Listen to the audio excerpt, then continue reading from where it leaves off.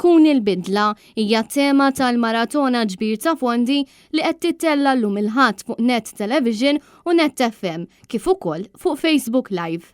F'intervent li għamel il-kap tal-Partit Nazzjonalista Bernard Grech propju fl-ewwel anniversarju minn meta ħaf idejh tmexxija tal-partit, saħaq li hu ta' privileġġ li tara lil Maltin u Għawċin ikunu kburin bil-ħidma li qed jagħmel il-Partit Nazzjonalista. Il-feeling li tħoss li hemm dawk in-nies kollha hemm barra illi qegħdin jafdaw fik illi tagħmel xi ħaġa ta' ġid hija feeling illi ma tinbidel ma' xejn. Waqt li kien intervistat minn Ertin Saffret minn MZPN u Martina Mikallef minn Team Start, il-kap tal-Partit Nazzjonalista tkellem ukoll dwar il-pandemija tal-COVID-19 u l-effetti li ħalliet.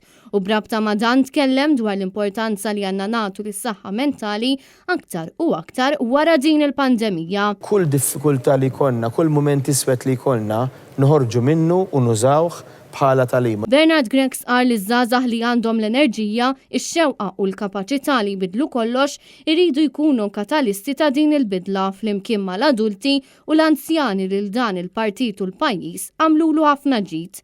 U għamel ukoll l-appell tiegħu għad-donazzjonijiet biex il-messaġġ tal-Partit Nazzjonalista jasal għand aktar nies. Matul il-maratona qed jipparteċipaw ukoll diversi attivisti tal-Partit Nazzjonalista kif ukoll deputati u kandidati għall-elezzjoni ġenerali f'isem il-partit.